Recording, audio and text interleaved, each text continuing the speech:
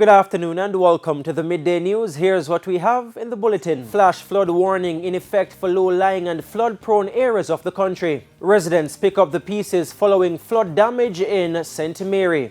And later in sports, Reggae Boys World Cup hopes hang in the balance as they must beat Costa Rica this evening at the National Stadium to stay alive. I'm Giovanni Dennis and here are the details. A flash flood warning is in effect for low-lying and flood-prone areas of St. Anne, St. Mary, Portland and St. Catherine until 5 o'clock today.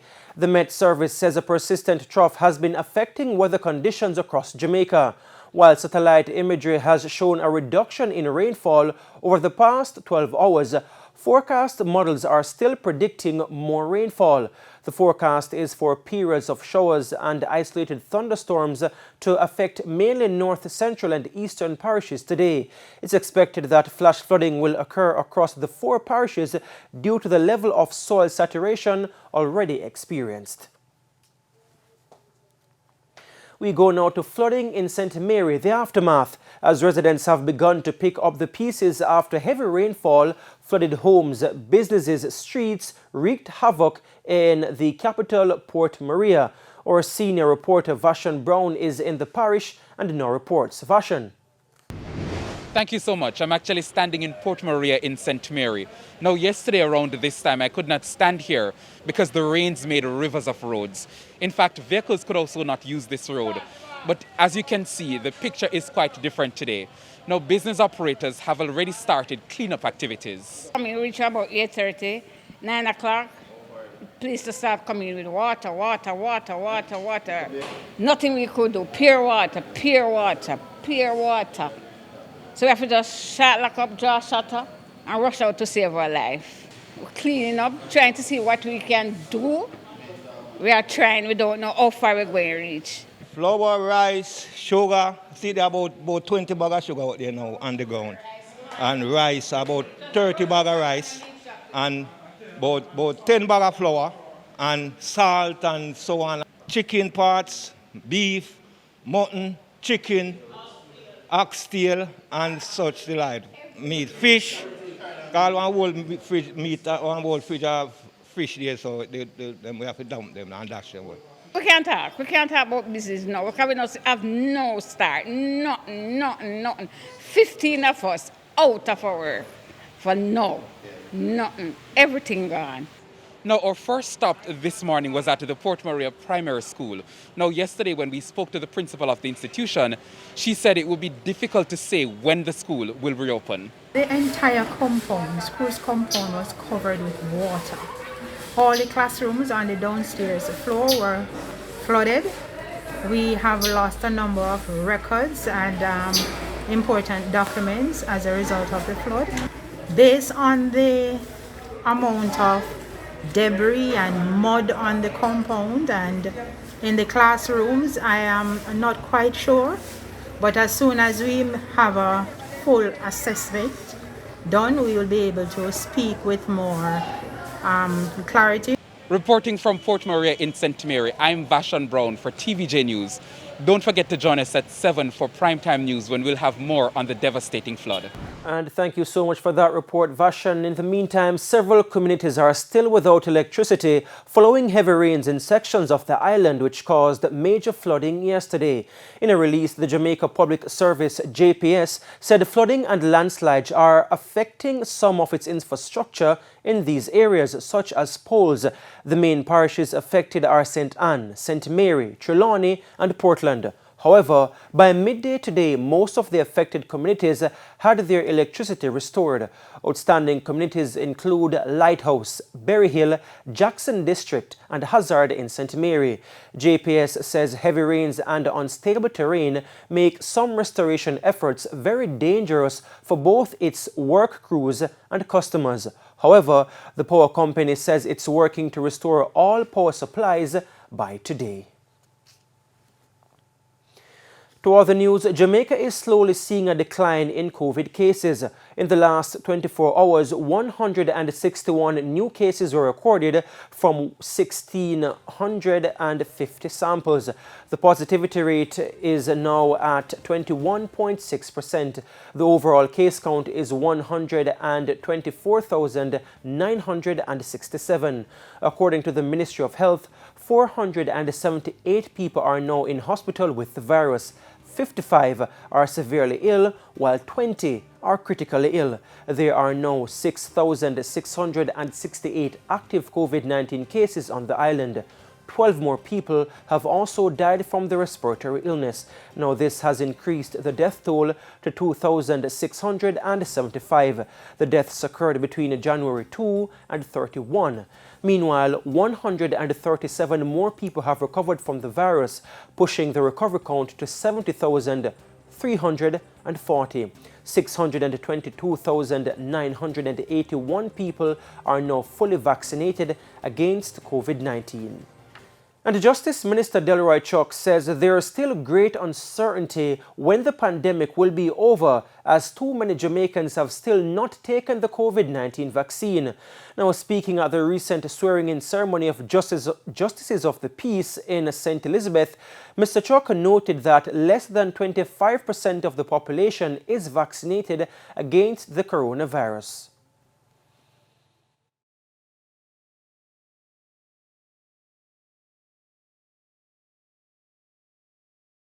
In most countries where the vaccination is close to 80%, hospitalization has gone down, deaths have gone down.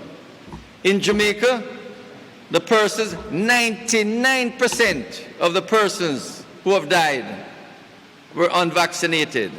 95+ of the persons who are hospitalized are unvaccinated. So the truth is, vaccination will help you if you do get the virus. Now, Mr. Chuck stressed that the government will not mandate persons to take the drug. However, he said the government has done all it can to persuade Jamaicans, and so now they will have to take responsibility and face the consequences if they get sick. But take it from me, I know if you're not vaccinated and you get the virus, it is painful. I know if you're vaccinated and you get the virus, the symptoms are mild. You recover within a week. So it's a choice. We live in a free and democratic society. And it's now time for a break here on the Midday News, but please stay with us. We'll have much more when you return. Welcome back. We're continuing the news. There have been mixed reactions from employees of the National Council on Technical and Vocational Education and Training (NCTVET) and the Vocational Training Development Institute (VDTI) coming out of a meeting with the Ministry of Education and the Heart Trust NSTA on Monday. As Sandy Williams reports, the workers are in a wait-and-see mode. On Monday, the Education Minister met with representatives and delegates of the National Council on Technical and Vocational Education and Training (NCTVET) and Vocational Training Development Institute (VTDI) to address a lagging transitioning process. Workers at NCTVET and VTDI have been in limbo since 2018 as the process to transition from the Heart Trust NSTA to the Education Ministry is yet to be finalized, and this has prompted concerns from employees about salary and contract arrangement, which exploded into a protest on January 20. Caroline O'Connor is the Jamaica Teachers Association delegate for VTDI. Where we are right now, what he said, is that they are waiting some comments from the Attorney General's office in regards to the submission that they made, because the submission has to go to the Ministry of Finance as well as to the Attorney General office. They did get some feedback over the years, since last year really, and they had conducted some stakeholder consultation with various bodies, and so now they addressed what the Attorney General's office had as some comments, so they are now awaiting again on the Attorney General's office to get back to them. The entities did not get a definitive answer like they were expecting, but Ms. O'Connor says prior to the meeting, the Heart Trust NSTA had given its commitment that changes will be made to the contractual arrangement at the entities. Currently, the workers at NCTVET and VTDI are employed on short-term contracts. We did get a commitment with our certain rights, and that was even before the meeting on Monday. The Heart Trust is supposed to be looking into the 3-month contract to make them at least 1-year contracts with some benefits. So we had asked them for that, and they had committed to it. It's beginning April 1st, the new financial year. They will be looking into giving 1-year contract with some possible benefits for workers. The state-run entities are set to meet with the ministry again within a week to establish a way forward. However, Ms. O'Connor says some workers are doubtful there'll be a favorable outcome. We actually did a day of fasting and praying for institutions from Sunday to Monday. Seek the divine intervention, which nothing can happen without the Lord's sanctioning in it. And so right now, some workers are hopeful, and some persons just say, oh Lord, nothing going to happen. Then just we are 60 and 9 and they're going to tire us again and we're not going to hear nothing, Some persons are still not hopeful that things will work out in the best interest of the VTD and the NCTVET workers. Sandy Williams, TVJ News. 3 men were shot, 1 fatally, on Featherbed Lane in Spanish Town, St. Catherine last night. The deceased is 58-year-old laborer Desmond Beckford from Martin Street in Spanish Town. It's reported that about 9:15 last night, gunmen chased a man into a shop. They shot the man and Mr. Beckford, who was also in the shop. A third man who was outside the shop was also shot. Mr. Beckford was pronounced dead at hospital while the injured men were admitted. And it's now time for the Business Minute with Cody and Barrett. The Caribbean Development Bank CDB disbursed more than $122 million in loans and grants to borrowing member countries in 2021. The CDB's Director of Projects, Daniel Best, says the bank plans to provide clean energy financing this year. In 2021, we held the largest single training event in renewable energy, when approximately 300 persons were trained in photovoltaic installation and electrical inspection. The trained inspectors will improve the governance of the sector, while the training in PV installation will create new entrepreneurs and MSMEs in the sector. Google's advertising business is still growing at a rapid rate, nearly 33% year over year to $61.2 billion during the 3 months ending in December. The company on Tuesday reported a quarterly profit of $20.6 billion. Following the announcement, Alphabet stock rose as much as 8% in after-hours trading. And that's it for the Business Minute. I'm Cody Ann Barrett. And we go now to the top regional and international stories with Sandy Williams. News in the region. Health authorities in St. Lucia have confirmed the presence of the Omicron variant and that it may be the dominant COVID-19 strain during the ongoing 5th wave of the virus. In a statement, the Ministry of Health, Wellness and Elderly Affairs said this justifies the high rate of transmission within communities and workplaces. It noted that the Omicron variant had been detected from the results of tests undertaken by the Trinidad-based Caribbean Public Health Agency, CARPHA. The ministry said since the commencement of the 5th wave on December 16 last year, 7,780 cases have been diagnosed, with an average of 173 cases per day. And on the international scene, at least 26 people have died after they were electrocuted by a falling power cable at a market in the Democratic Republic of Congo. The high-voltage cable snapped and fell onto houses and people shopping near the capital of Kinshasa on Wednesday. Unverified footage posted to social media appeared to show the aftermath of the incident, with several motionless bodies in puddles of water. It is not yet clear what caused the power cable to break, but in a statement, Congo's National Electricity Company said it believed lightning had struck part of the cable, causing it to fall to the ground. The police said the collapse happened on the outskirts of Kinshasa and that a number of people died on the spot. And those were the top regional and international stories. I'm Sandy Williams. And CNN Worldwide President Jeff Zucker has announced his resignation with immediate effect. In a memo, Mr. Zucker said as part of the investigation into Chris Cuomo's tenure at CNN, he was asked about a consensual relationship with his closest colleague with whom he worked for more than 20 years. He said he acknowledged the relationship evolved in recent years and he was required to disclose it when it began, but didn't. Mr. Zucker did not name his colleague in the memo, but the relationship is with Alison Golost, the Chief Marketing Officer for CNN. Ms. Golost is remaining at CNN. And we now head to a quick break. When we come back, Renardo Brown will have the Midday Sports.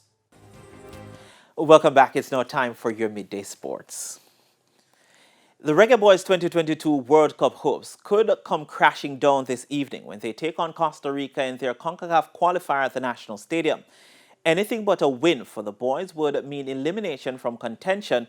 However, a victory would carry hopes into the next FIFA window.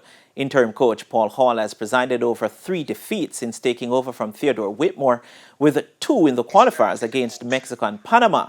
Ahead of this evening's contest, all sets players are making too many individual mistakes. To get them to have possession against a team, 2 teams that are very, very good at having possession of the ball. I mean, if you see the Mexico game, there were 2 errors that you saw or may not have seen that reflected in us losing the game. Against Panama, another error when we were in control of the game, so to speak. And yeah, it's just something that we have to address. The game is set to kick off at 7 p.m.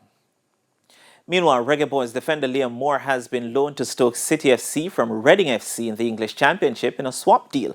Moore has been loaned out to Stoke City until the end of the 2021-22 season in a deal which sees forward Tom Ince leaving Stoke City on loan for Reading for the same period. Moore, who was a part of the Reggae Boys team for the World Cup qualifier against Mexico at the National Stadium last week Thursday, returned to England from international duties over the weekend and was in Stoke on Tuesday to put pen to paper on the loan deal. Moore, who turned 29 on Monday, has played 216 times for Reading, scoring 8 goals. RGR Gleaner Sports Foundation Sportswoman of the Year for 2021, Elaine Thompson-Hira is in line for another award after being nominated for the 2022 Laureus World Sports Awards. The 29-year-old was the most outstanding female athlete for 2021, where she became the fastest woman alive in the 100 meters with a 10.54-second clocking at the Eugene Diamond League meet. She also posted 21.53 to take the 200 meters at the Olympic Games, a time that ranks her second fastest ever in the event. And it came days after her 10.61 Olympic record to defend the 100-meter title in Tokyo. Should Thompson-Hira win in April, she will become the first Jamaican woman to do so. And fresh from a personal best clocking of 7.91 seconds to win at the Millrose Games at the weekend, Brittany Anderson will face a tough field at Sunday's New Balance Indoor Grand Prix in New York. Anderson is expected to face a quality field in the 60-meter hurdles, including the second fastest woman over the distance this year, countrywoman Danielle Williams. Also on the women's side, Olympic finalist Natoya Gould will look to go one better than she did at the Millrose Games as she lines up in the women's 800 meters. Olympic sprint relay gold medalist Brianna Williams is the lone Jamaican entered in the women's 60-meter dash. On the men's side, Christopher Taylor and Janoy Thompson will compete in the men's 200 meters, while hurdler Omar McLeod will contest the 60-meter dash for the second week running. Kevon Rattray and Ryan Ford are the other Jamaicans listed for the event. Jordan Scott will contest the men's triple jump event. And that's it for your Midday Sports Report. Giovanni, it's back to you. Thanks, Leonardo. Too much, too little, too late for the Reggae Boys? I strongly believe so. Too little, too late. Too much work to do. Too much math. Too much math. That's it for the Midday News. I'm Giovanni Dennis. Join us at 7 for Primetime News. On behalf of the news, sports and production teams, have a good afternoon.